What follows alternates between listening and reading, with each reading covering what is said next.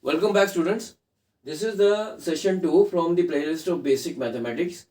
The session in this session I will be giving you a brief description about the uh, most commonly used trigonometric ratios and some of the important trigonometric formulas which will be used while we will be solving the numerical problems in physics. So this is the most commonly used, these are the most commonly used trigonometric ratios. And here I have written these are degrees: 0 degree, 30 degree, 45 degrees, 60 degree and 90 degree. And sine, cos and tan, as you know, these are the trigonometric ratios. So sine 0 is equal to 0, sine 30 is equal to 1 by 2, sine 45 is equal to 1 by root 2, sine 60 is equal to root 3 by 2 and sine 90 is equal to 1. So I think everybody must be knowing about it. Similarly, now cos 0 degree is equal to 1, cos 30 is equal to root 3 by 2, cos 45 is equal to 1 by root 2, cos 60 is equal to 1 by 2 and cos 90 is equal to 0.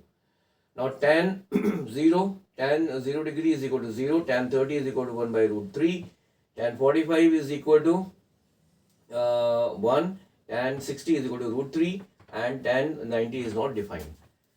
So these are some of the most commonly used trigonometric ratios, and you will find this table in your books also. Now, before discussing about these trigonometric formulas, I will be discussing about these 4 quadrants in brief. Now, this one complete revolution is equal to 360 degree. So that 360 degree has been divided into 4 quadrants. That is, first quadrant is from 0 to 90 degree. The second one is from 90 to 180 degree. The third quadrant is from 180 degree to 270 degree. And the fourth quadrant is from 270 to 360 degree. Now, in this first quadrant, all the these trigonometric ratios are positive. All the these trigonometric ratios which I am writing here as TR are positive. That is, sine, tan, cos, cot, cosec, sec, all are positive in this quadrant. In the second quadrant, only sine theta and cosec theta, they are positive. In the third quadrant, tan theta and cot theta are positive, and in the fourth quadrant, cos theta and sec theta are positive. Now, let us take these formulas one by one, and I will be trying to explain you why this sine pi minus theta is equal to sine theta. So, now sine pi minus theta, see, sine pi minus theta, it will be lying in the second quadrant. This is pi minus theta. So, this quadrant is from 0 to 90. From 90 to 180 is the second quadrant. So, sine pi minus theta will be in the second quadrant.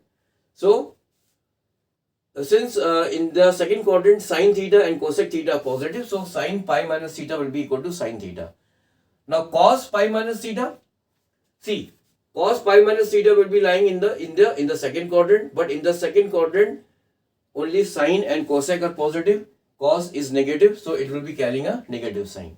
Now take the case of the sine pi plus theta. Now pi plus theta will come in the third quadrant. Now in the third quadrant, sine is negative, only tan and cot theta are positive. So in the third quadrant, then sine pi plus theta will be equal to minus sine theta. Now, take the case of cos pi plus theta. Now, cos pi plus theta will be again coming in the third quadrant. In the third quadrant, only tan and cot are positive. So, this cos pi plus theta will be negative. That is, it will be minus cos theta. Now, tan pi plus theta. Tan is positive in the third quadrant. So, we are in the third quadrant. Tan pi plus theta will be in the third quadrant. So, it will be equal to tan theta. Tan pi minus theta, it will be in the second quadrant. So, it will be equal to minus tan theta.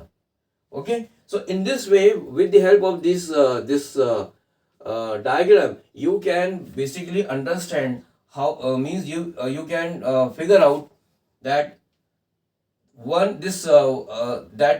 particular trigonometric formula will be equal to what? Will it consist of a positive sign, or will it consist of a negative sign?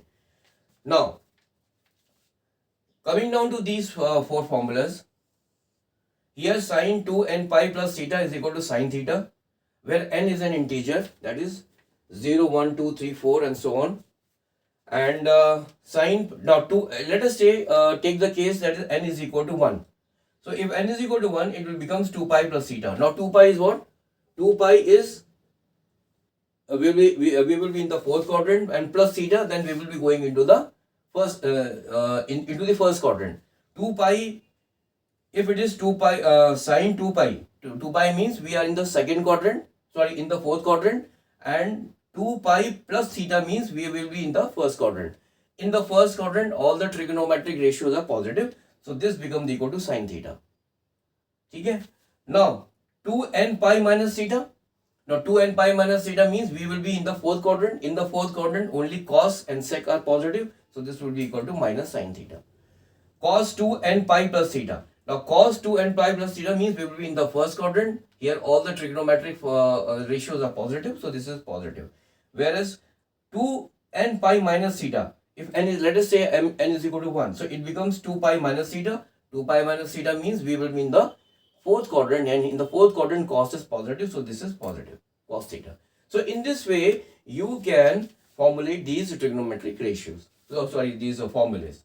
And now here these are again this one. These four equations are also these four trigonometric formulas are also important. That is sine pi by 2 minus theta will be equal to cos theta. Here you see that sine is getting converted into cos. When it is pi by 2, it is getting converted, sine is getting converted into cos, and cos is getting converted into sine.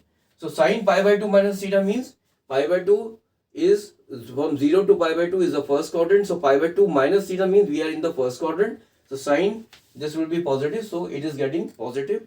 So here in the case of pi by 2 minus theta, here this function, this trigonometric formula will be equal to cos theta, and since it is lying in the first quadrant, so therefore it will be positive.